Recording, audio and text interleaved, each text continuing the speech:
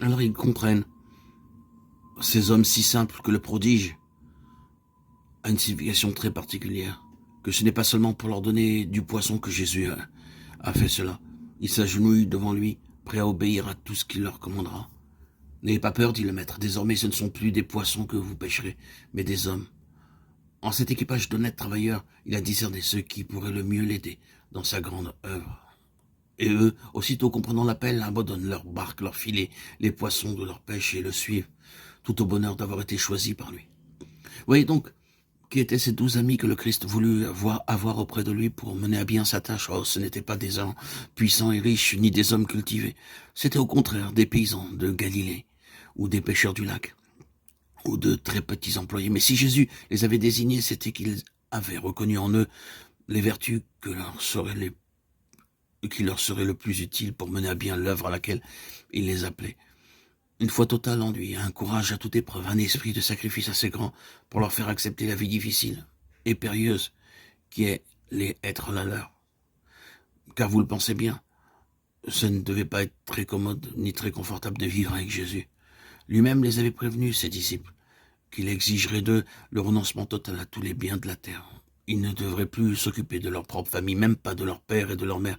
Ils ne devaient plus se soucier de leur travail, mais compter uniquement sur la providence, sur les dons et aumônes qu'ils recevraient. Ils n'auraient que les vêtements indispensables, un manteau, des sandales, un bâton pour le chemin, et rien ne devrait leur être à cœur, sinon le triomphe du message du Christ, la bonne nouvelle, qu'ils auraient tâche de porter partout. Et ils acceptèrent.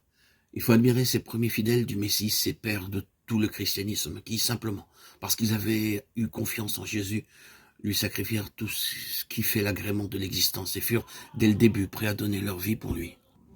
Il y en avait parmi eux de tous les âges. Simon était certainement un homme mûr, un petit patron de pêche qui avait déjà une situation assez belle.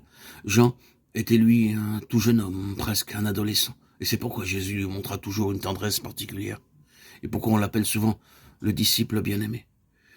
Il y en avait aussi de tous les caractères. Simon avait un tempérament enthousiaste, plein de foi, d'une générosité et d'une ardeur magnifique. Jean, lui, se distinguait surtout par sa profonde intelligence, par la façon qu'il avait d'écouter mieux que quiconque le maître, et de deviner à demi-mot ses intentions. Il y avait aussi Thomas, qui était un peu méfiant, qui ne croyait vraiment que lorsqu'il avait eu des preuves, mais qui, une fois convaincu, était d'un courage à toute épreuve. Et Philippe, l'excellent Philippe, si simple et si serviable, toujours prêt à se dévouer à la tâche. Cette petite troupe des 12, au fond, il en va d'eux comme de tous les hommes. Ils ont leurs qualités et leurs défauts. Mais l'amour de Jésus les transformait de ces simples gens. C'est lui qui fera des saints. Et à quoi le Christ va-t-il les utiliser? À toutes les tâches que vous pouvez imaginer pour les collaborateurs immédiats d'un chef célèbre ou d'un grand missionnaire.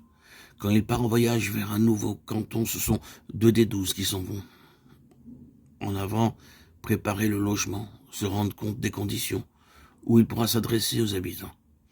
Quand des foules s'assemblent pour l'entendre, ce sont eux, les 12, qui s'occupent de les faire ranger, de les faire asseoir, d'établir l'ordre, et même parfois, ils doivent veiller à nourrir ces masses de fidèles. Quand le Christ est absent, c'est l'un ou l'autre d'entre eux qui les remplace. Et parfois, tel ou tel sont envoyés par lui, 2 par 2, en mission, dans un endroit qu'il leur désigne pour parler à sa place et faire même à sa place des miracles. Le mot apôtre veut dire exactement envoyé. Quel privilège que ces 12 disciples. Quelle chance. Ils eurent d'être ainsi choisis par Jésus et appelés à travailler avec lui.